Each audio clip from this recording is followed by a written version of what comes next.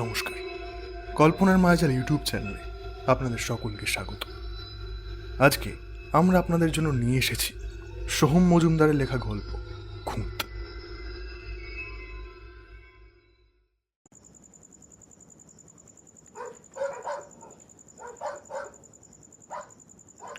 নিস্তব্ধ ঘর, সিলিংয়ে ফুল স্পিডে পাখা ঘুরছে, উল্টো দিকের জানলার পর্দাগুলো হাওয়ায় দুলছে। বিছানার উপর রাতের ঘুমে আচ্ছন্ন দুই শরীর। সারা ঘরটা অদ্ভুত এক অন্ধকারের চাদরে মোড়া। সেই অন্ধকারটাকে দেখলে মনে হয় যেন এক্ষুনি কেউ এই অন্ধকারের বুক চিরে বেরিয়ে আসবে কোনো অজানা পুরী থেকে। বিছানায় শুয়ে থাকা দুই অবয়ব না জানি ঘুমের মধ্যে কোন অজানা কিছুকে হাতড়ে বেড়াচ্ছে, যার খেয়েই বাস্তবে মেলে না। হঠাৎ একটা অবয়ব নড়ে উঠল, যেন মুখটা ঘুরিয়ে পাশে শুয়ে থাকা অপর অবয়বটাকে দেখে নিল। অঘোরে ঘুমোচ্ছে। এবার অবয়বটা উঠে বসল। অন্ধকারের বেড়াজাল ভেদ করে ভালো করে নজর দিলে বোঝা যায় ওটা একটা নারী মূর্তি। মূর্তিটা এবার আস্তে আস্তে বিছানা ছেড়ে নামল। মোবাইল স্ক্রিনটা অন করে দেখলো ওরা দুটো। সন্তর্পণে পা টিপে টিপে দরজাটা খুলে অন্ধকার ঘেঁটে একটা ঘরের সামনে গিয়ে দাঁড়ালো। ফ্ল্যাশ লাইটটা জ্বালতেই বোঝা গেল ওটা রান্নাঘর। মূর্তিটা এবার দেওয়ালে ঝোলানো বাসনপত্রের র্যাক থেকে একটা ছুরি বার করে আনলো। মোবাইলের আলো ছুরিতে পড়তেই ধারালো ফলাটা ঝিলিক দিয়ে উঠল।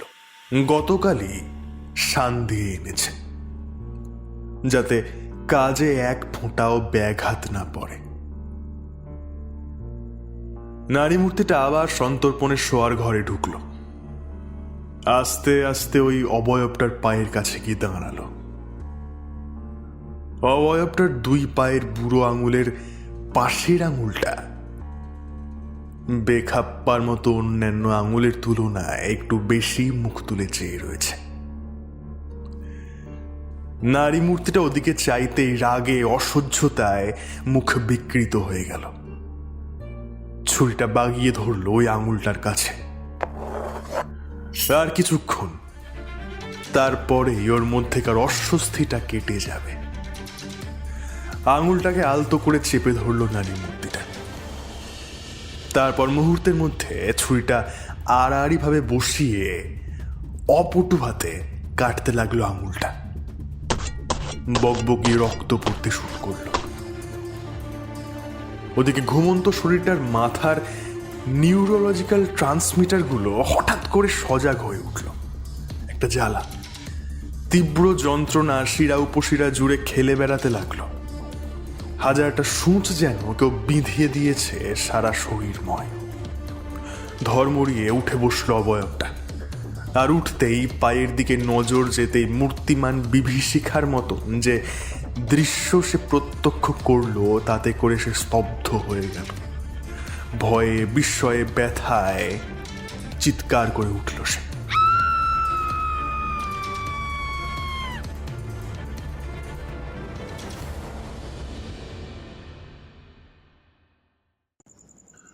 মাথার কাছটায় নিষ্পৃহ শীতলতাটা অনেকক্ষণ ধরেই লক্ষ্য করছে মালিনী।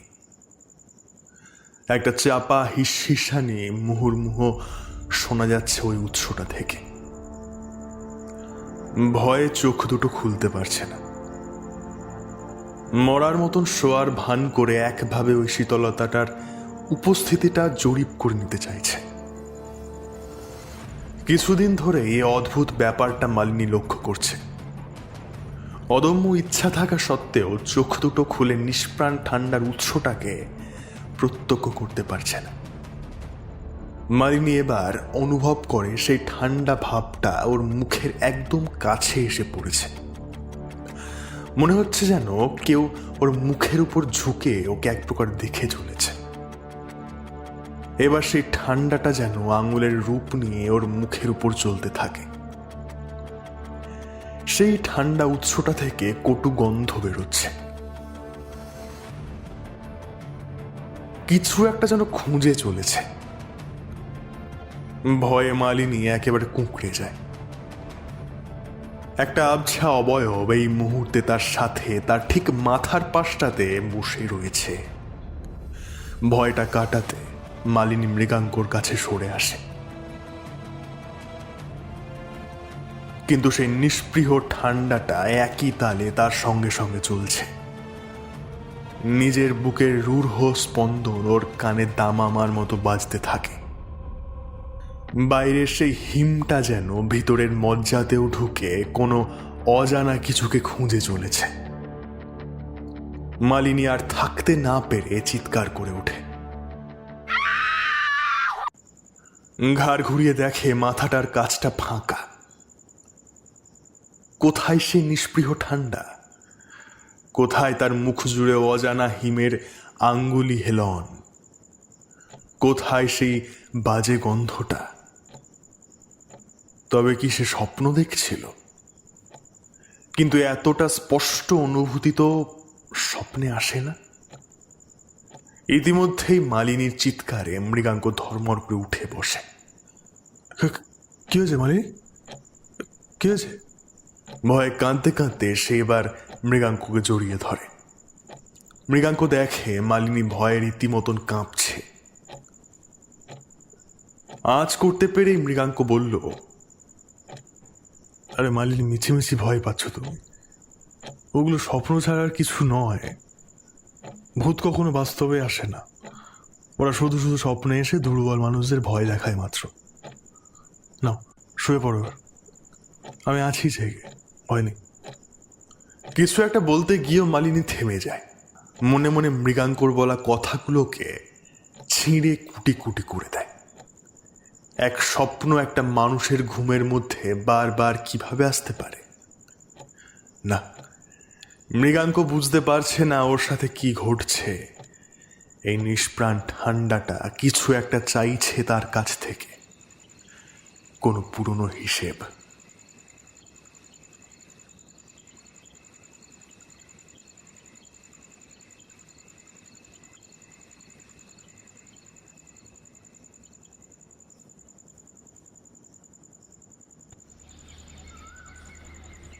সকালবেলা ঘুম থেকে উঠে মালিনী দেখে পাশে মৃগাঙ্ক নেই। তড়িঘড়ি দেওয়াল ঘড়িটার দিকে চেয়ে দেখল সকাল 9টা। মৃগাঙ্ক এতক্ষণে অফিসের উদ্দেশ্যে বেরিয়ে গেছে, কিন্তু তাকে ডাকলো না পর্যন্ত একবারও। এতটা দেরিতে ওঠার অভ্যাস মালিনীর কোনো কালেই ছিল না। বরাবরই সে সকাল 6:30 থেকে 7টার মধ্যে উঠে পড়ে ঘরের কাজ থেকে শুরু করে মৃগাঙ্কর জন্য টিফিন তৈরি করে দেওয়া সবটাই সে করে। কিন্তু স্বাভাবিক নিয়মের ব্যাঘাত ঘটছে তখন, যখন প্রতি রাতে এসে নিষ্প্রাণ ঠান্ডা অবয়বটা ওর চারপাশ জুড়ে ঘুরে বেড়ায়। কালো চাদরে মোড়া একটা অন্ধকার, যে অন্ধকারের উৎস মালিনীর কাছে অজানা থাকলেও ওই অবয়বটার কাছে তা স্পষ্ট। যে অন্ধকার নরক সমশীতলতাটা কি একটা যেন খুঁজে চলে ওর শরীরকে ঘিরে। ফোনের নোটিফিকেশনের শব্দে ঘোরটা কেটে যেতেই মালিনী দেখল মৃগাঙ্ক মেসেজ করেছে, আমি সকালে টিফিন করে রেখেছি, তুমি ফ্রেশ হয়ে খেয়ে নিও। আর দুপুরেরটা আমি অফিসে ক্যান্টিন থেকে খেয়ে নেব, তুমি অর্ডার করে নিও। খামোখা দুশ্চিন্তা করো না, রেস্ট নাও। মেসেজটা পড়ে মালিনীর মুখে একটা মিহি হাসি খেলে গেল। বেশ কেয়ারিং ছেলেটা। যবে থেকে বিয়ে হয়েছে এক ফোঁটাও যত্ন আত্মীর ত্রুটি মৃগাঙ্ক রাখেনি মালিনীর জন্য। এই তো গত বছরের কথা, বিয়ের পর পর মালিনীর ফুড পয়জনিং এর সময় মৃগাঙ্ক কি দেখভালটাই না করেছিল ওর। মৃগাঙ্কর যত্ন আত্মী দেখে শেষমেশ মালিনী লজ্জায় পড়ে গেছিল, কিন্তু এখন যেন কেমন ছাড়া ছাড়া ভাব, বিশেষ করে ওই ঘটনার পর। কিন্তু মালিনী জানে ও কোনো ভুল করেনি। বেশি ভাবতে পারে না সে। বিছানা ছেড়ে উঠে ফ্রেশ হয়ে মালিনী আয়নার সামনে এসে দাঁড়ালো। মুখের অগোছালো ভাবটা দেখে গাটা রিরি করে উঠল ওর। চোখের নিচে কালি স্পষ্টতই অনিদ্রাকে ইঙ্গিত করছে। নিজেকে গোছাতে গিয়ে গালের এক পাশের কালো দাগটা দেখে মুহূর্তের মধ্যে তার ভাবগতি পাল্টে গেল। কি হচ্ছে এটা? কি এই চামড়া পোড়া কালো দাগটা মিটছে না কেন তার মুখ থেকে? কি বিশ্রী না লাগছে এই তার মুখে দাগটা। রান্না করার সময় গরম তেলের ছিটে এসে মালিনীর গালের এক পাশে পড়ে ওই দাগের সৃষ্টি করেছে। ওষুধ দিয়েছে, তাও দাগটা যেন ওর মুখ থেকে সরতে চাইছে না। কি অসহ্যকর। মালিনীর মনে হলো তার স্বাভাবিক সৌন্দর্যতাকে ওই দাগটা বারবার যেন ব্যঙ্গ বিদ্রুপ করছে।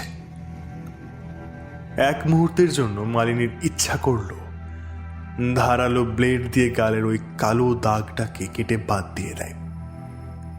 প্রচন্ড রাগে নিজের মধ্যে যেন জ্বলে উঠল মালিনী। ড্রেসিং টেবিল ঘেঁটে ব্লেডের বান্ডিল থেকে একটা ব্লেড বার করে দাবিয়ে দিল ওই কালো ক্ষতটায়।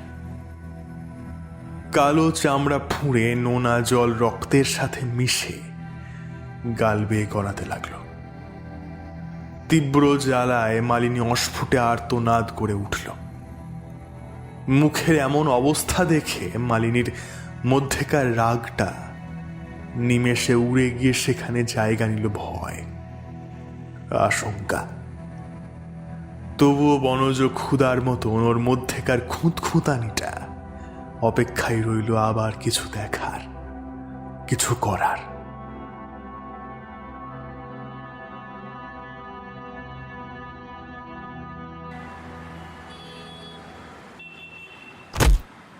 রাস্তা দিয়ে হাঁটতে হাঁটতে একটা পাথরে গোঁত্তা খেতেই যন্ত্রণায় পাটা অবশ হয়ে গেল মৃগাঙ্কর। পাশের ফুটপাথের উপর ধপাস করে মৃগাঙ্ক বসে পড়ল। পায়ের আঙুলগুলো কুঁকড়ে গেল। শুধু ব্যান্ডেজ বাঁধা আঙুলটার দিকে চাইতে দেখল রক্তে সেটা ভিজে গেছে। আলতো করে পাটা নিজের কাছে গুটিয়ে আনলো মৃগাঙ্ক। ব্যান্ডেজটা হা হয়ে ভেতরের অংশটা অনেকটা দেখা যাচ্ছে। মৃগাঙ্কর নজরে পড়তেই সমস্ত শরীরটা কাঠ হয়ে গেল। রহস্যমোড়া কুয়াশার বেড়াজাল ভেদ করে আবারও খুঁজতে চাইল উত্তরটা, কিন্তু কিসের একটা দ্বন্দ্ব জোয়ারের জলের মতন তটভূমির উপর আবার আছড়ে ফেলল।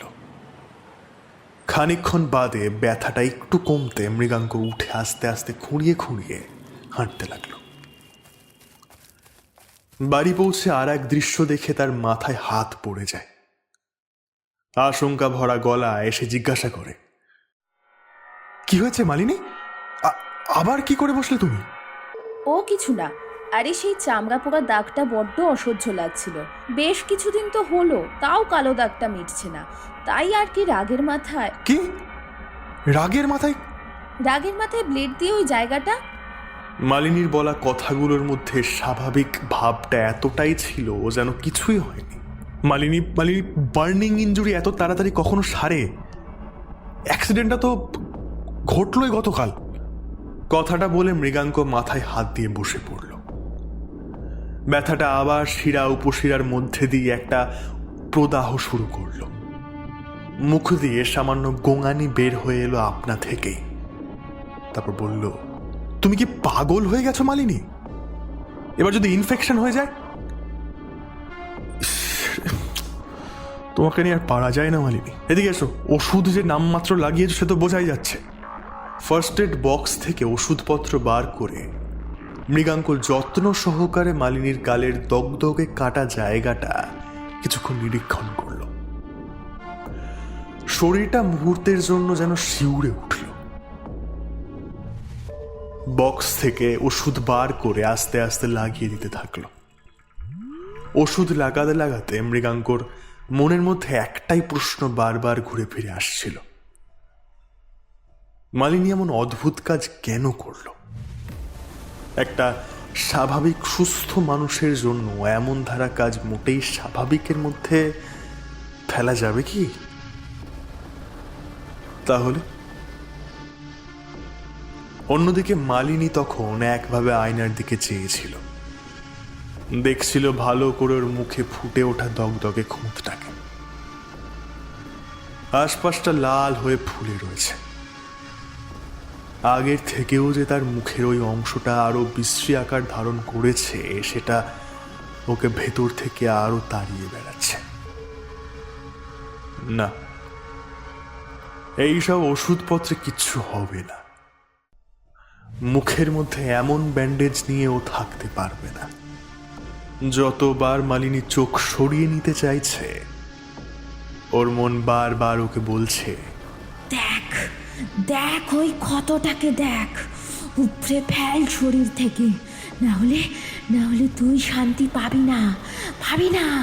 কি হলো, বসে আছিস কেন এখনো? যা, ছুরি দিয়ে কেটে ফেল। না থাকবে ওই কালো পোড়া দাগটা, না থাকবে আগের ক্ষত, না থাকবে গলের উপর বেখাপ্পাভাবে লেগে থাকা ওই ব্যান্ডেজ। মুহূর্তের জন্য মালিনীর শরীরটা নড়ে উঠল। অদম্য ইচ্ছা জোয়ারের মতন ওর মনকে ভাসিয়ে দিল কাজটা করার জন্য। কিন্তু না, ও নিজেকে দমিয়ে দিল। মৃগাঙ্কর সামনে এমন কিছু করা যাবে না। ও বাধা দেবে, পাগল ভাববে। তার চেয়ে বরং ও যখন অফিসে বেরিয়ে যাবে তখন, হ্যাঁ, ওর অনুপস্থিতিতে কাজটা করাই যায়। কিন্তু ও ফিরে এলে তো আবার ওই ব্যান্ডেজ। ভাবতেই মালিনীর মনটা যেন কেমন করে উঠল। নাও, দ্বিতীয়বার আর এমন কিছু করো না মালিনী, তখন হিতে বিপরীত হতে পারে। সেটা ভালো লাগবে কি? আচ্ছা মেয়ে বটে তো, বুঝেছ মালিনী? আরে এই মালিনী! ঘোরটা কেটে গেল মালিনীর। মৃগাঙ্কর দিকে চেয়ে বলল, হ্যাঁ হ্যাঁ হ্যাঁ, বুঝেছি। চা খাবে তো? আচ্ছা, তুমি ফ্রেশ হয়ে এসো, আমি করে আনছি। সেটাই ভালো, যাও। এপ্রিলের ফুরফুরে হাওয়ার খুব অভাব বোধ করছিল মৃগাঙ্ক। এই সময়টা রাতে ফ্ল্যাটের ছাদে গিয়ে দাঁড়ালে যে কি মনোরম হাওয়াটাই না দেয়। সিঁড়ি ভেঙে মৃগাঙ্ক ছাদে এসে দাঁড়ালো। দমকা একটা ঠান্ডা বাতাস সমস্ত শরীরটা মুহূর্তের জন্য জড়িয়ে দিল ওর। ছাদ থেকে ওদের এই জায়গাটা কি সুন্দরই না লাগে। আশপাশে যতদূর চোখ পড়ে শুধু ফ্ল্যাট বাড়ি। মাঝে মাঝে দু একটা বাড়ি বেমানানভাবে এখনো নিজের শিকড়কে আঁকড়ে ধরে বসে রয়েছে। মৃগাঙ্ক ভাবে মালিনীর মধ্যে বেড়ে ওঠা অদ্ভুত আচরণটার কথা। না, যত দূর মনে পড়ে গত 1 বছরে হঠাৎ করে বেড়ে ওঠা আচরণটা মৃগাঙ্ক লক্ষ্য করেনি। মাঝে মধ্যে শরীরের বিশেষ কিছু অঙ্গের উপর উদ্ভট কথা বলতো বটে, কিন্তু মৃগাঙ্ক সেটাকে আমল দিত না, হেসে উড়িয়ে দিত। নিজের কাছে টেনে মাথায় হাত বোলাতো। মালিনী কখনো বলতো, দেখো তো, ঠোঁটটা আর একটু চওড়া হলে ভালো লাগতো না? নাকটা আর একটু বেশি লম্বা আর টিকালো। আচ্ছা, কোনোভাবে ওটাকে ছোট আর দাবিয়ে দেওয়া যায় না? না, আচ্ছা, এই চোখ দুটোকে নাকের একদম কাছাকাছি লাগছে না? তুই টানলে মধ্যেখানে আসবে না? না, কিন্তু মালিনী যে বিষয়টাকে সিরিয়াস ভাবে নিত সেটা মৃগাঙ্ক বুঝতে পারলে হয়তো আজকে আর এমন দিন দেখতে হতো না। একবার তো মালিনীকে নিজের চোখের কণা ধরে টানতে দেখেছিল মৃগাঙ্ক। জিজ্ঞেস করলে ওই একই উত্তর মালিনী দিয়েছিল, কিন্তু নিজেকে গুটিয়ে নিল ওই ঘটনার পর থেকে। জিজ্ঞেস করলে ভীষণই অদ্ভুত একটা কথা বলেছিল ওকে। সে শুনলে মানুষের মুখ থেকে পাগল শব্দটা ছাড়া আর কিছু বেরোবে না। এখন মালিনীর বলা উদ্ভট কথাগুলো মৃগাঙ্ক সিরিয়াসলি নিতে শুরু করেছে। রাতে যখন ঘুমায় ভয় হয় মৃগাঙ্কর। কিন্তু ওর মুখটায় যে কি আছে, একটা অদ্ভুত টান রয়েছে মালিনীর মুখটায়। কালো কালো মনি দিয়ে যখন ওর দিকে চায় মৃগাঙ্ক সবটা ভুলে যায়।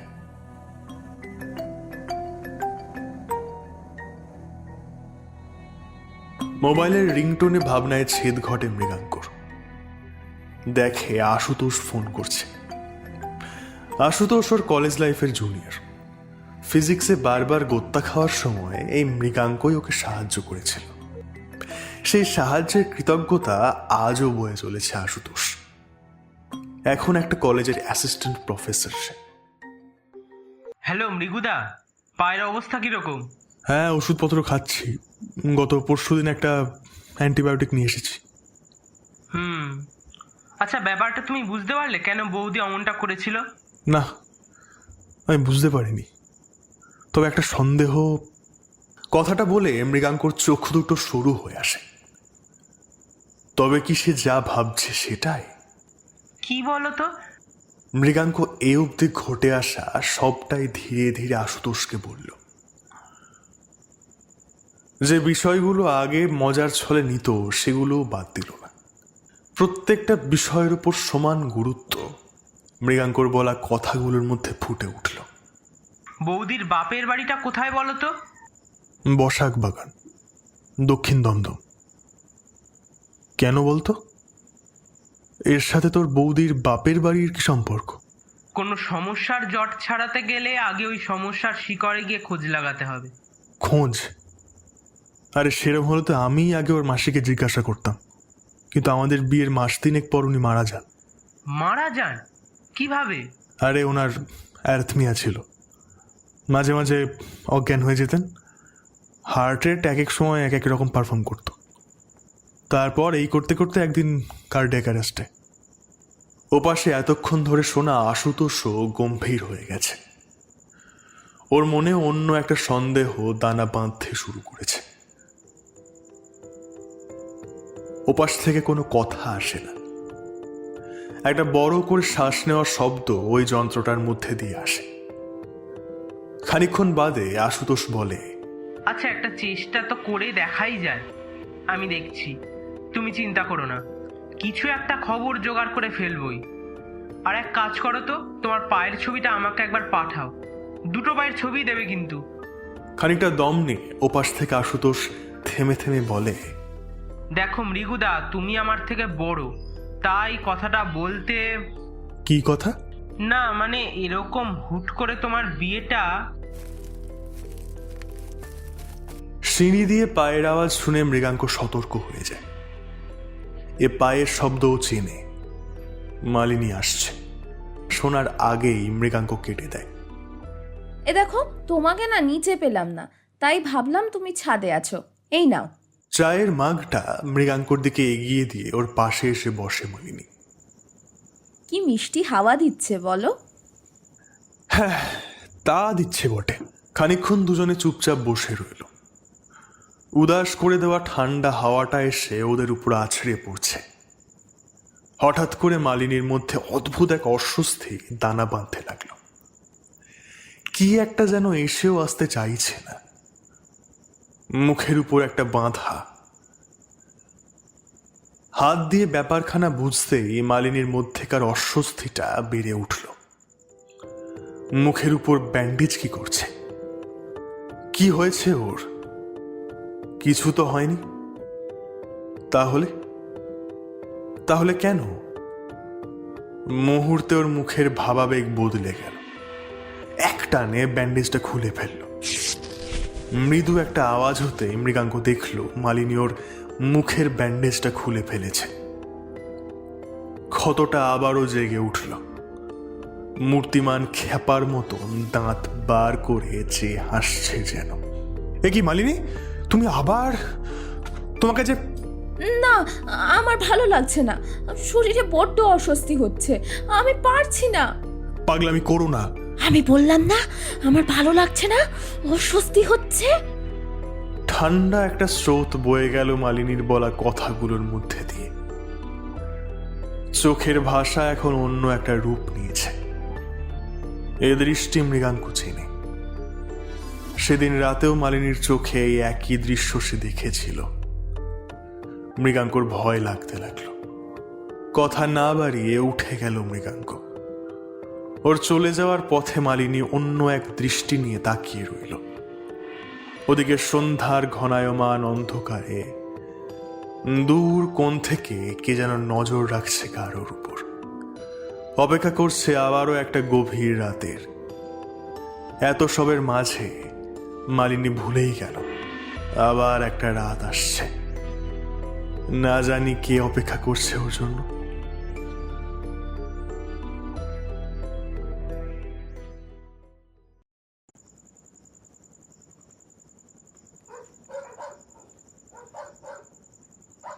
রাত তখন কটা বাজে ঠিক মনে নেই। একটা অস্বস্তিতে ঘুমটা ভেঙে গেল মালিনীর। বড্ড গরম পড়েছে।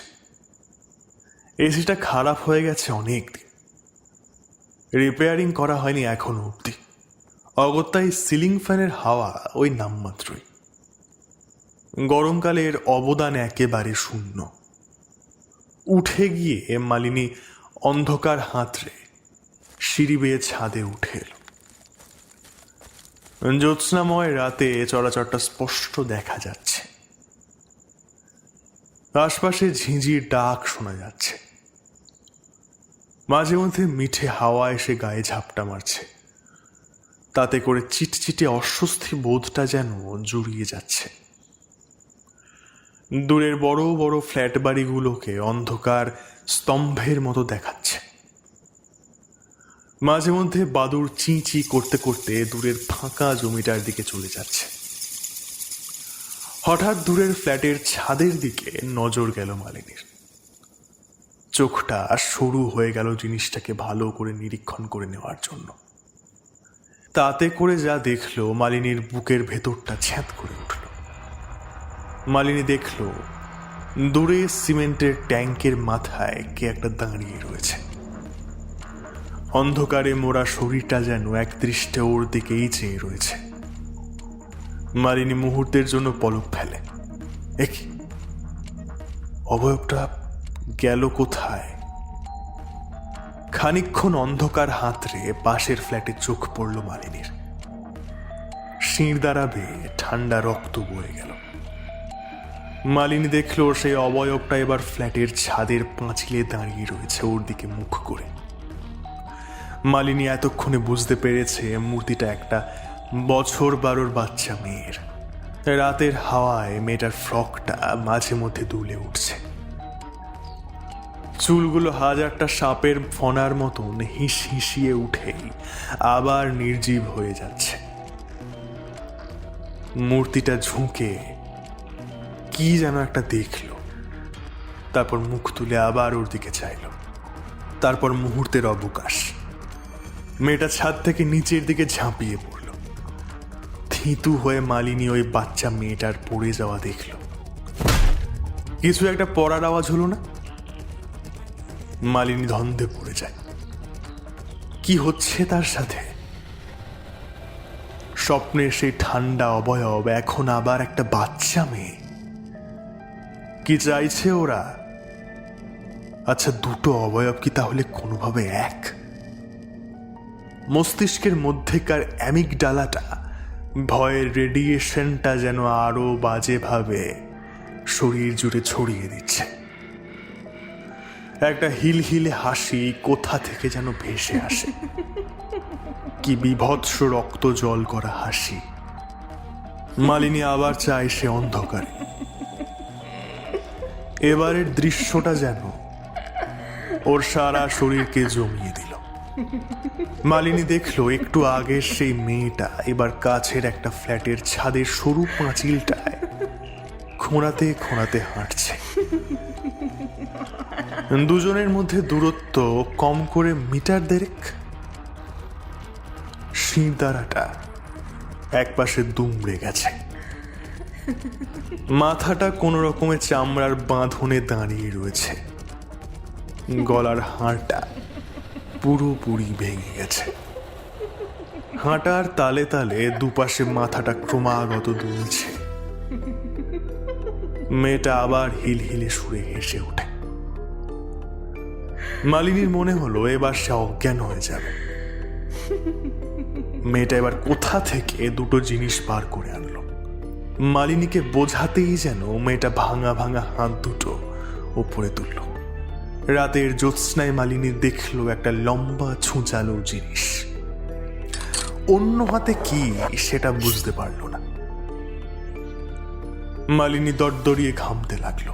কপাল থেকে এক ফোঁটা নোনা জল চোখের পাতা বেয়ে নিচে গড়িয়ে পড়ল। মুহূর্তের জন্য চোখটা বন্ধ হয়ে গেল। কিন্তু এ কি, মেয়েটার যেখানে থাকার কথা ওখানে নেই। জীবনে এত ভয় সে কবে পেয়েছিল মনে পড়ছে না। একটা জমাট ঠান্ডা ভাব মালিনী পিছনে লক্ষ্য করল। 1 সেকেন্ড, 2 সেকেন্ড, 10 সেকেন্ড, না, জমাট ঠান্ডাটা একভাবে পিছনেই দাঁড়িয়ে রয়েছে। ঘাড়টা ঘোরাতেও মালিনীর সর্বাঙ্গ কেঁপে কেঁপে উঠছে যেন। এই নিষ্প্রাণ ঠান্ডা মালিনী চেনে। এই ঠান্ডায় প্রতি রাতে ওর কাছে ঘোরাফেরা করে। মালিনীর বুঝতে আর অসুবিধা হলো না সেই ঠান্ডার উৎসটা এই মেয়েটাই। বোধহয় মালিনীর মনের কথা বুঝতে পেরে এই মেয়েটা হিল হিলিয়ে হেসে ওঠে। কিন্তু এই হাসিতে মিশে আছে অন্য কিছু। কচ কচ কচ একটা আওয়াজ কানে আসে মালিনীর। শুধু তাই না, খরখর একটা আওয়াজও। আওয়াজটা মালিনীর কাছে স্পষ্ট। কাঁচি আর ব্লেডের আওয়াজ। মৃগাঙ্ককে দেখতো ব্লেড দিয়ে যখন দাড়ি কাটতো তখন ঠিক এই আওয়াজটাই হতো। আচমকা শরীরে কিছু একটা চেপে বসতেই মালিনী পিছন ফিরে তাকালো। যা দেখলো তাতে করে সে ভাবল মৃত্যুটাও এর চেয়ে ঢের ভালো। বাচ্চা মেয়েটা অপটু হাতে কাঁচিটা দিয়ে কচকচ করে মুখের তেল চিটে দগদগে কালো চামড়ার উপর বেরিয়ে থাকা খোঁচা খোঁচা লোমগুলোকে কাটছে। যেগুলো কাটছে না তার উপর দিয়ে জোরে জোরে ব্লেড ঘষছে। তাতে করে মুখের কিছু চামড়া ছিঁড়ে বেরিয়ে আসছে, আর কিছু চামড়া ঝুলছে। হাওয়ায় সেগুলো দুলে কি বিভৎস চেতনা বিলীয়মান কটুগন্ধ ছড়িয়ে দিচ্ছে। চেরা ঠোঁটে আলগাভাবে সুতোগুলো লেগে রয়েছে। ঘন কালো তরল ওই ক্ষতগুলো থেকে অঝরে পড়ে চলেছে। চোখ দুটো ফ্যাট ফ্যাটে সাদা, সারা শরীরে কাটাকুটির দাগ। বাচ্চা মেয়েটা সেই নরকীয় কাণ্ড ঘটাতে ঘটাতে হি হি করে হাসতে থাকে। শেষ মুহূর্তে অজ্ঞান হয়ে যেতে যেতে মালিনীর বুঝতে অসুবিধা হলো না মেয়েটাকে।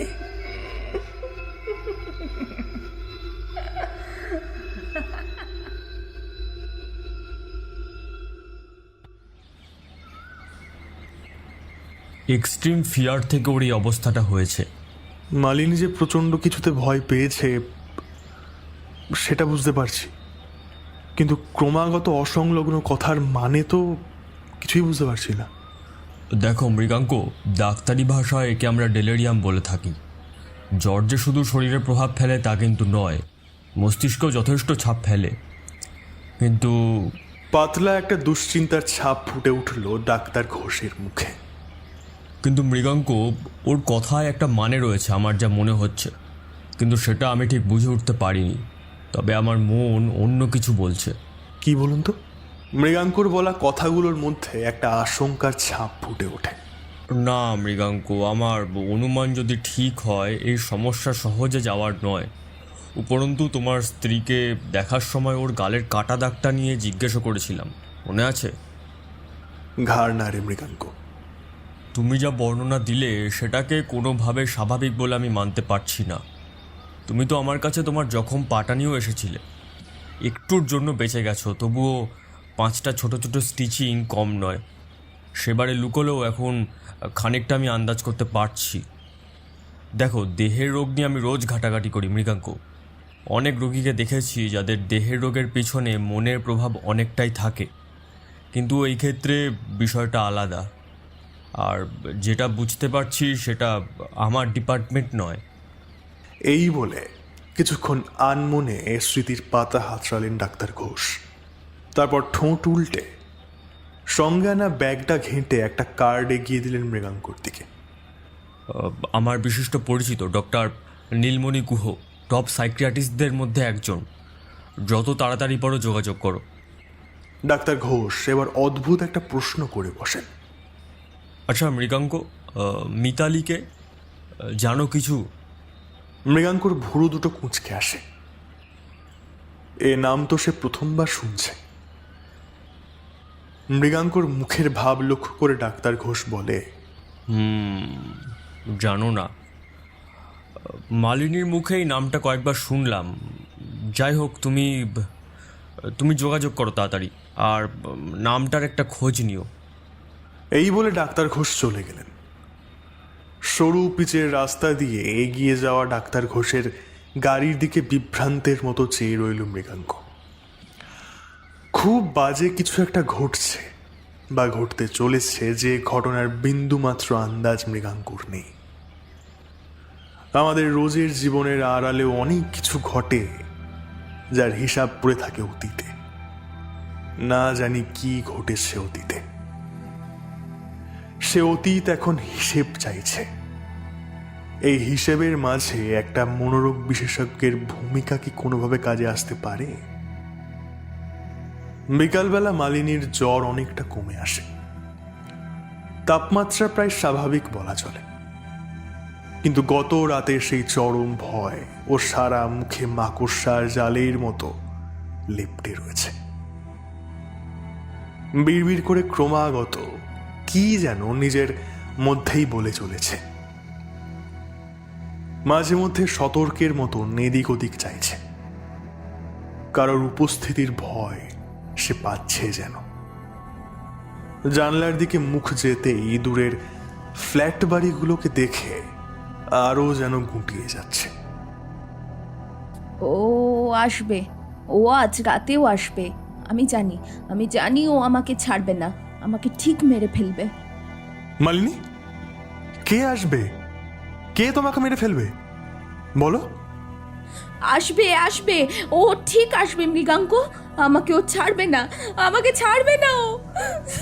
এই বলে মালিনী ভয় মেশানো কান্নায় ডুকরে ওঠে। মৃগাঙ্কর জামাটা শক্ত করে চেপে ধরে। কে আসবে? মিতালি? খানিক দম নিয়ে কথাটা বলে ওঠে। মুহূর্তের মধ্যে মালিনীর ভাবাবেগ পাল্টে যায়। খানিকটা সে পিছিয়ে আসে মৃগাঙ্কর থেকে।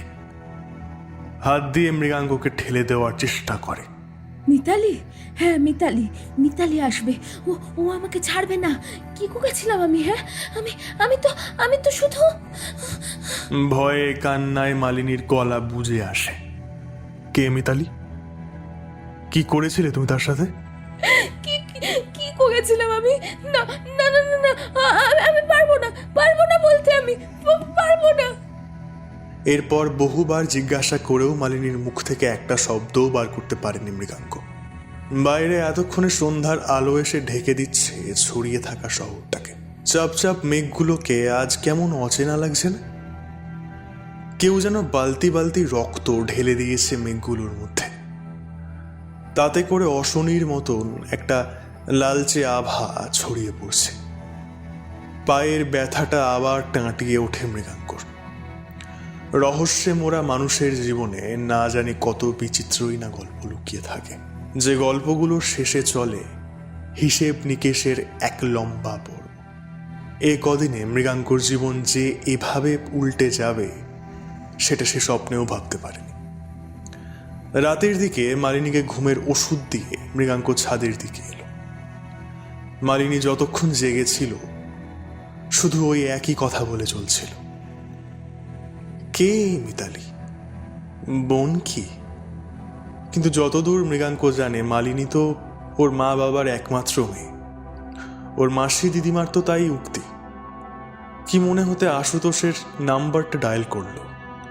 নেটওয়ার্কের এই এক সমস্যা, কাজের সময় যত বেগর পায়। পকেট হাতরে একটা সিগারেট বার করে ধরালো মৃগাঙ্ক। মনটা বিশ্রী রকম ঘেঁটে আছে। কি করবে, কোথায় যাবে কিছুই বুঝতে পারে না। মিঠে হাওয়া এসে বারবার ওর ভাবনায় ছেদ ঘটাচ্ছে। একটা মিষ্টি গন্ধ ভেসে আসছে কোথা থেকে। দূরের ফ্ল্যাট বাড়িগুলোতে ঘুম নামছে আস্তে আস্তে। একটা একটা করে ঘরের বাতিগুলো নিভে যাচ্ছে। বাদুড়ের চি চি আওয়াজ রাতটাকে আরো গভীর করে দিচ্ছে যেন। চোখটা লেগে আসছে না? দূরের দৃশ্যগুলোর উপর পাতলা একটা পর্দা যেন কেউ চাপিয়ে দিচ্ছে। মৃগাঙ্ক মৃদু চালে দুলতে থাকে।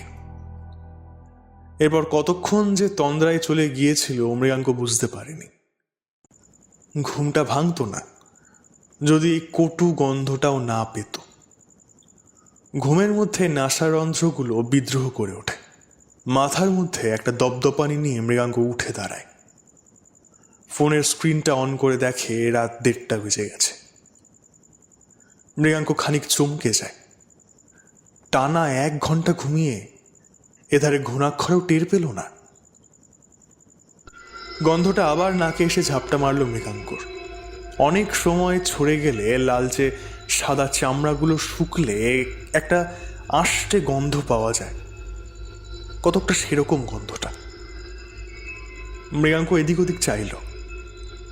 কাছের ফ্ল্যাটের দিকে চোখ পড়তেই চোখ দুটো যেন আটকে গেল। পা দুটো কেমন কেঁপে উঠল। দেখলো একটা বাচ্চা মেয়ে ছাদের পাঁচিলে বসে পা দুটো দোলাচ্ছে। মালিনী তবে একেই কাল দেখেছিল। শুধু তাই না, মাঝে মধ্যে মাঝ রাতে চিৎকার করে উঠত। মৃগাঙ্ককে দেখে ঠান্ডা স্পর্শের কথা বলতো। তাহলে কি দুটোর মধ্যে কোনো যোগসূত্র রয়েছে? এটাই কি তবে হি হি করে একটা রক্ত জল করা হাসি ভেসে আসে।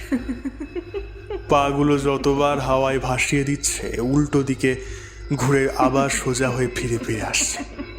হাঁটুর মালাই চাকির সাথে নিচের টিবিয়ের যে কোনো সংযোগ নেই মৃগাঙ্ক বুঝতে পারে। মাথাটা কোনো রকমের চামড়ার সাপোর্টে টিকে রয়েছে। মেয়েটা এবার উঠে দাঁড়ালো। কোনো রকমে দুলতে দুলতে সরু পাঁচিল বেয়ে এসে এগিয়ে আসতে লাগলো। ভয়ে মৃগাঙ্কর চোখ বুজে এলো। নিজের ঢোক গেলার আওয়াজ সে স্পষ্ট শুনতে পারছে। ভয়ে ভয়ে চোখ খুলতে সে আর কাউকে দেখতে পেল না। এদিক ওদিক চাইল, কই কোথায় সেই মেয়েটা? কিছু মুহূর্ত চোখের মণিগুলো অন্ধকারে হাতড়ে অবয়বটা খোঁজার চেষ্টা করল, কিন্তু কোথাও সেই মেয়েটাকে দেখতে পেল না। হঠাৎ মর্মান্তিক একটা চিৎকার শুনতে পেল মৃগাঙ্ক। সিঁড়ি দিয়ে ধর্মড়িয়ে নেমে ঘরের সামনের জমাট অন্ধকারে দাঁড়িয়ে রইল। নাইট ল্যাম্পটা কেউ নিভিয়ে দিয়েছে যেন। সেই জমাট বাঁধা অন্ধকার থেকে রক্ত জল করা একটা আওয়াজ ভেসে আসছে। কচ কচ কচ। মালিনীর গোঙানি শোনা যাচ্ছে। কাঁপা কাঁপা হাতে ফোনের ফ্ল্যাশটা অন্ধকারে মেলে ধরতেই অস্ফুটে একটা আর্তনাদ বেরিয়ে আসে মৃগাঙ্কর মুখ থেকে। দরজার পাল্লা ধরে ঠক ঠক করে কাঁপতে থাকে। বিস্ফারিত চোখে মৃগাঙ্ক দেখে একটু আগের দেখা মূর্তিমান বিভীষিকাটা মালিনীর বুকের উপর বসে রয়েছে। কালো কালো চামড়া, গভীর ক্ষত থেকে বিশ্রী পচা আষ্টে গন্ধ বেরোচ্ছে। কিছু মাছি ওই ক্ষতর চারিদিকে ভন ভন করে ঘুরে বেড়াচ্ছে। মেয়েটা এবার ভাঙা ঘাড় ঘুরিয়ে ওর দিকে চায়। মুখে চওড়া একটা হাসি, ঠোঁটের একপাশের কোণাটায় সেলাই করা। মুখের চামড়াগুলো ছেঁড়া, কিছু চামড়া ঝুলছে। চাপ চাপ রক্ত জমে কালো হয়ে গেছে। সাদা চোখে একভাবে সে মৃগাঙ্কর দিকে চায়।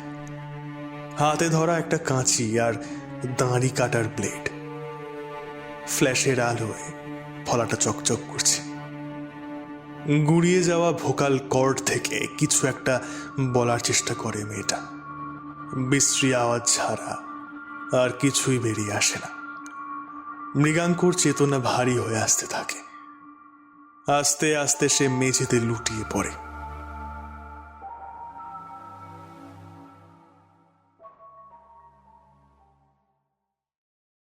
এই মৃগুদা, মৃগুদা। মুখের উপর ঠান্ডা জলের ছিটা পড়তে মৃগাঙ্ক চোখ মেলে চাইল। মুখ জুড়ে ক্লান্তির ছাপ স্পষ্ট। চোখের তলায় কালি। কালকের সেই বিভীষিকাটা এখনো চোখের কোণ থেকে যেন ঘাপটি মেরে চলেছে। সমস্তটা বুঝে নেওয়ার চেষ্টা করেও আস্তে আস্তে সবটা মনে আসে। আরে মৃগুদা, ওসব পরে হবে। তুমি আগে বলে এখানে এভাবে মানে কি হয়েছে তোমার? মৃগাঙ্ক কি বলবে কিছু বুঝতে পারে না, কোথা থেকে শুরু করবে। আর আশুতোষ সেখানে কি করছে? তুই তুই এখানে কি করছিস? তুমি আগে চোখ মুখ ধুয়ে এসো মৃগুদা। অনেক লম্বা কাহিনী, শুনলে তোমার পায়ের তলার মাটি সরে যাবে। আশুতোষের কথাটা শুনে মৃগাঙ্কর ভুরু দুটো কুঁচকে আসে। কাঁপা কাঁপা গলায় মৃগাঙ্ক বলে, কি কাহিনী? খুব ভয়ঙ্কর একটা ঘটনা। ধিমি চালে মৃগাঙ্ক উঠে দাঁড়ায়। ছোট্ট ডাইনিংটায় রোদের আলো এসে পড়ছে। সে আলোতে একটা ছোট্ট ধুলোর ঝড় কুণ্ডলি খেতে খেতে দূরে অন্ধকার কোণার দিকে মিলিয়ে গেল। মৃগাঙ্ক দরজা ঠেলে মালিনী যে ঘরে শুয়েছিল সেখানে গেল। সারা ঘরটা যেন একটা রহস্যের পরতে ঢেকে রয়েছে। গন্ধের রেশটা এখনো হালকা হালকা বাতাসে ভেসে বেড়াচ্ছে, কেমন যেন গলিয়ে উঠল। এগিয়ে গিয়ে একটানে জানলার পর্দাগুলো সরিয়ে দেয়। ঝপ করে বাইরের আলো ঘরে প্রবেশ করে, সাময়িক অন্ধকারটাকে আড়াল করার চেষ্টা করে। এগিয়ে গিয়ে মালিনীকে দেখতেই চাপা একটা আর্তনাদ বেরিয়ে আসে মৃগাঙ্কর মুখ থেকে। আশুতোষ তড়িঘড়ি করে ঘরে এসে যা দেখে তাতে যেন তার পায়েও কেউ পেরেক ঠুকে তাকে স্থির করে দেয়। ভয় মেশানো অবাক চোখে শুয়ে থাকা মালিনীর দিকে যায়, দেখে মুখময় ক্ষত। রক্তগুলো শুকিয়ে সারা মুখ জুড়ে কালো কালো দাগ তৈরি করেছে। ঠোঁটের কোণগুলো যেন কেউ কেটে দিয়েছে। সারা মুখে নীলচে একটা ভাব। মুখের উপর শুয়ে থাকা হলদেটে আলোয় ক্ষতগুলো যেন ওদের দেখে দাঁত খিচিয়ে উঠছে। মৃগুদা, এগুলো কি? মৃগাঙ্ক ডুব করে কাঁদতে থাকে। কাঁদতে কাঁদতে সে বলে, বুঝতে পারছি না, আমি কিছুই বুঝতে পারছি না, কি করব আমি আমি জানি না। বোধহয় মালিনীকে। কিন্তু মৃগুদা, এমনটা হলো কিভাবে? বলবো, সব বলবো তোকে, কিন্তু তুই তুই বিশ্বাস করবি কিনা আমি জানি না। ওদের কথোপকথনের ধাক্কায় হুঁশ ফেরে মালিনীর। চোখের পাতা খুলবো খুলবো করেও খুলতে পারছে না। ভারী কিছু একটা যেন চেপে রয়েছে ওর উপরে। ছেঁড়া ঠোঁটটা কেঁপে ওঠে। অসহ্য যন্ত্রণায় শুধু গোঙানি ছাড়া আর কিছুই বেরিয়ে আসে না। হাত পাগুলো কেঁপে কেঁপে ওঠে। মালিনী আবার জ্ঞান হারায়।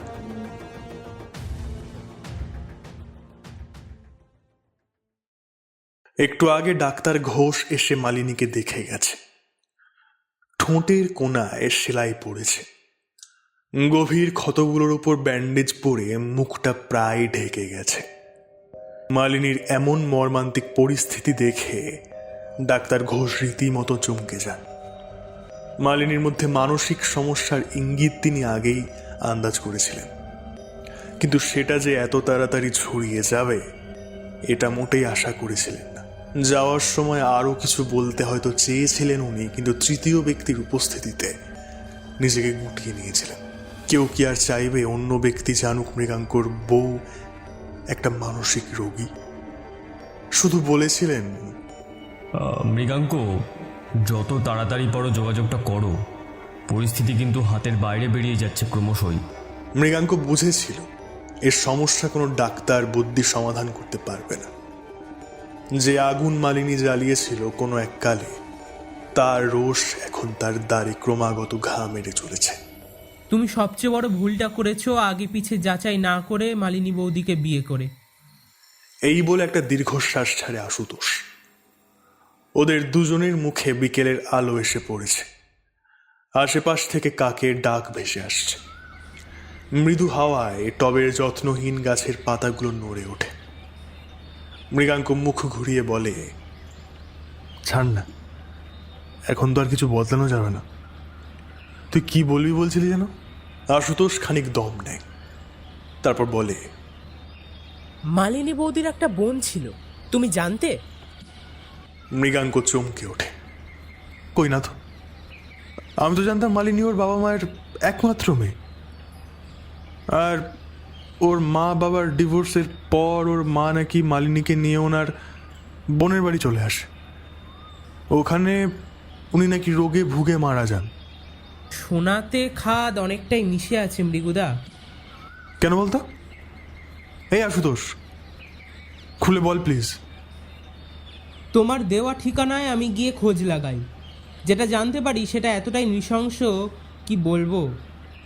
আগে বলি কি জানলাম, তারপর বলবো কিভাবে জানলাম।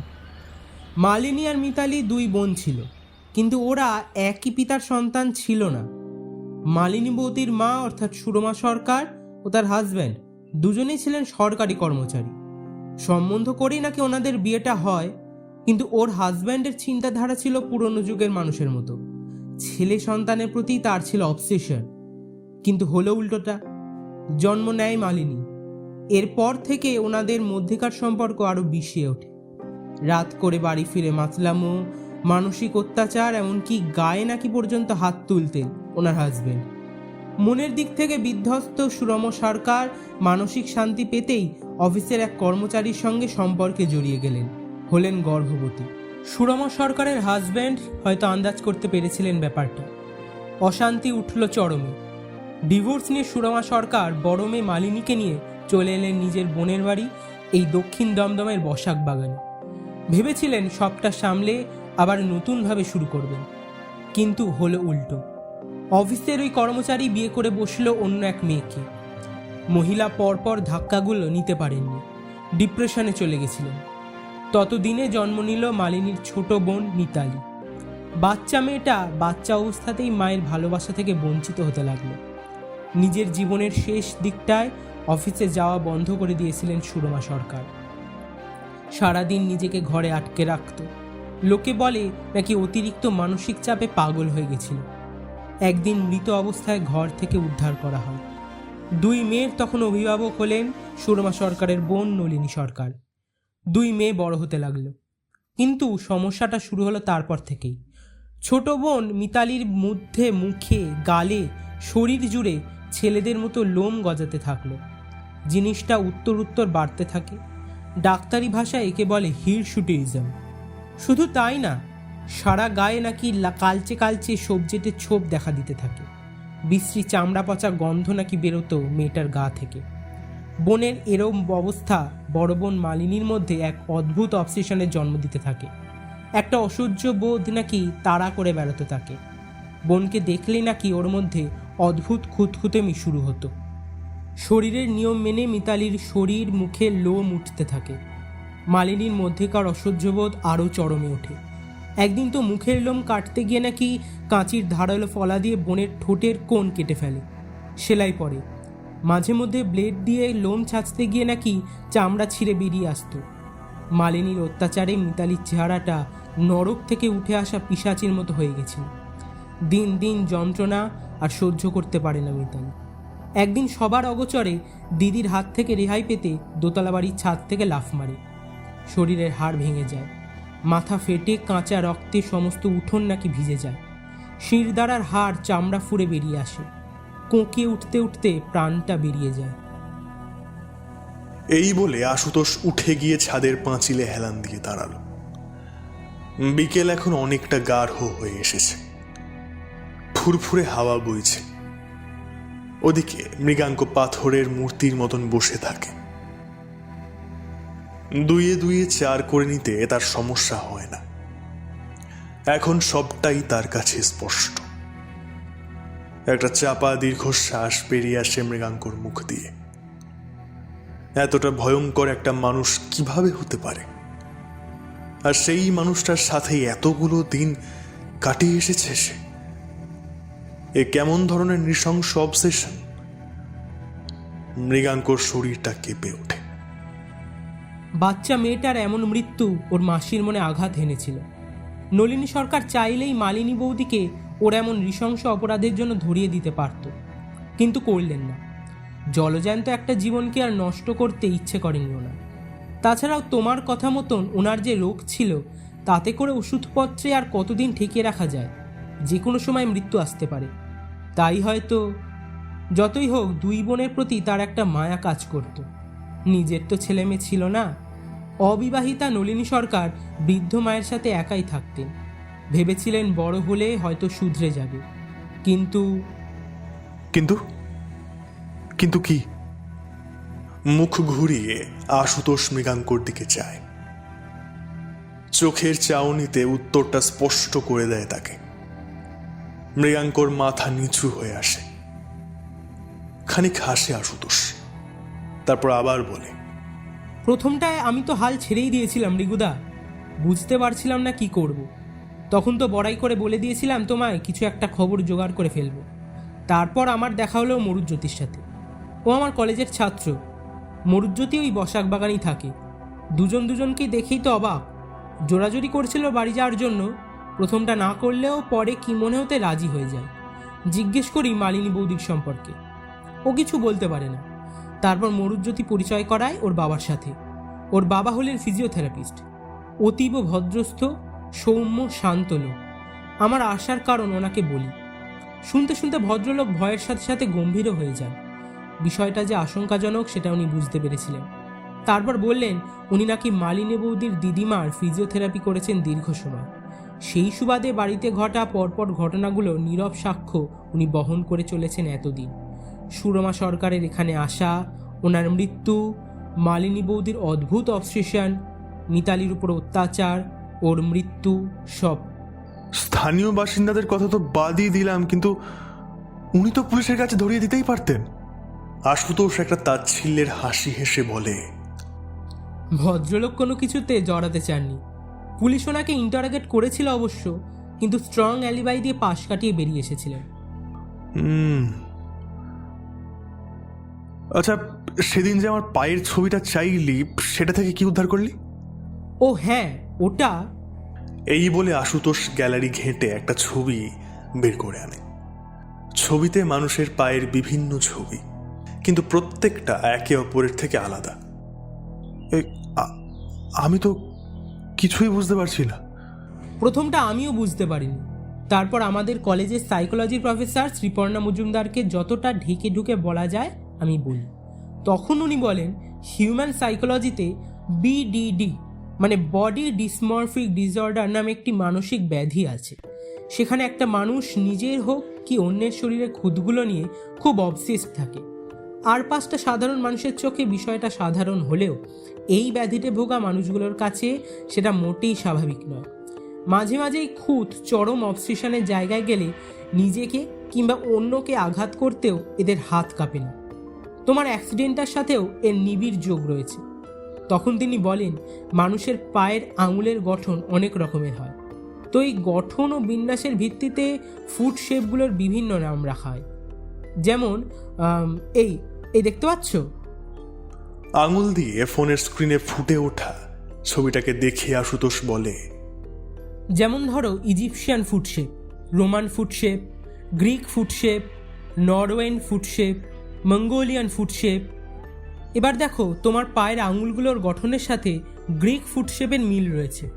মৃগাঙ্ক নিজের পায়ের আঙুলগুলোর সাথে ওই পার্টিকুলার ফুট শেপটা মিলিয়ে দেখে।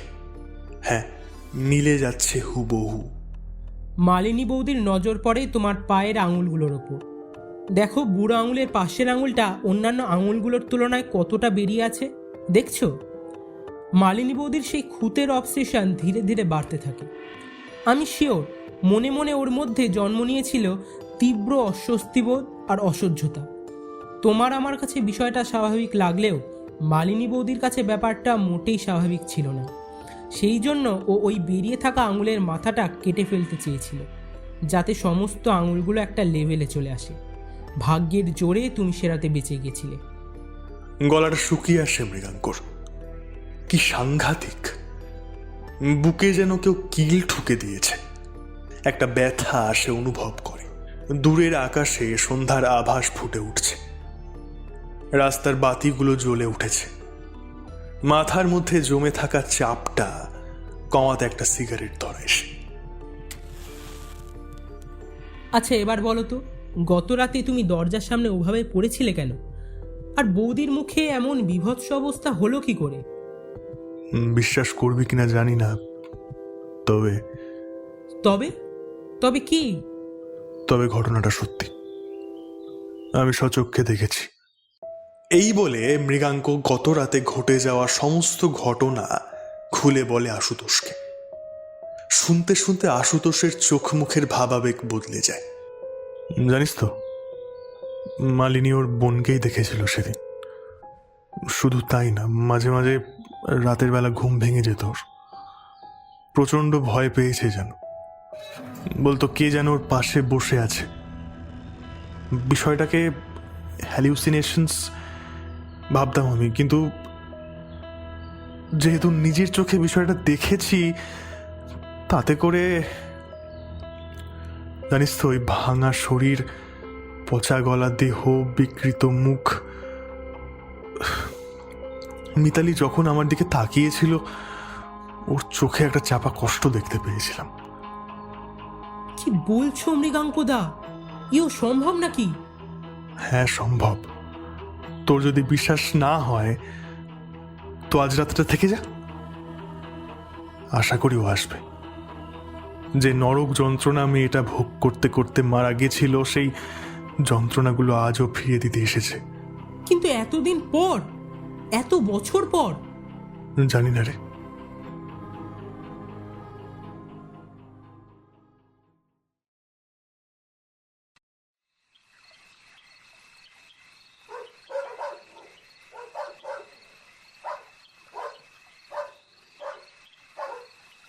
নাকের মধ্যে কটু গন্ধটা বারংবার এসে ধাক্কা মারছিল।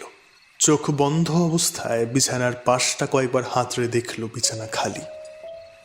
ধর্মরিয়ে উঠে আশুতোষ দেখল ঘরটা অন্ধকার। গন্ধটা যেন আরো বেড়ে উঠেছে। ঢুলু ঢুলু চোখে ঘর থেকে বেরিয়ে আশুতোষ গন্ধটার উৎসর দিকে গেল। মৃগুদা, মৃগুদা, বলতে গিয়ে একটা কিসে যেন বাধা পেয়ে আশুতোষ হুড়মুড়িয়ে পড়ে গেল। খানিক এদিক ওদিক করে ফোনের ফ্ল্যাশ জ্বালিয়ে দেখল মৃগাঙ্ক বিস্ফারিত চোখে মাটিতে পড়ে রয়েছে। প্রচন্ড ভয় পেয়ে অজ্ঞান হয়ে গেছে।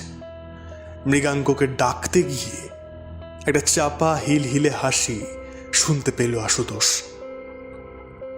সাথে একটা অদ্ভুত কচকচ আওয়াজ। কাঁপা কাঁপা পায়ে উঠে দাঁড়ালো আশুতোষ। মালিনী যে ঘরে শুয়েছিল সেখানে গেল। দৃশ্যটা চোখে পড়তেই মাথাটা ঘুরে উঠল যেন। শরীরটা কেঁপে উঠল। চেতনা যতক্ষণ ছিল আশুতোষ দেখতে পেল একটা বছর 12 কি 13 বাচ্চা মেয়ে মালিনীর উপর বসে রয়েছে। উস্কো খুস্কো চুলগুলো পিঠের উপর ছড়িয়ে রয়েছে। কালচে পচা চামড়া দিয়ে কটু গন্ধ বেরোচ্ছে। শিরদাঁড়ার ভাঙা হাড়ের ছুঁচালো অংশটা চামড়া ভেদ করে বাইরে বেরিয়ে এসেছে। সারা গায়ে লম্বা লম্বা গভীর কাটা দাগ। মেয়েটা মালিনীর মুখ থেকে চামড়া ছিঁড়ে ছিঁড়ে খাচ্ছে। কাঁচা রক্তে মুখটা ভরে উঠছে। মাঝে মধ্যে কাঁচির ছুঁচালো অংশটা নরম চামড়ার মধ্যে বিধিয়ে দিচ্ছে আর হি হি করে হাসছে।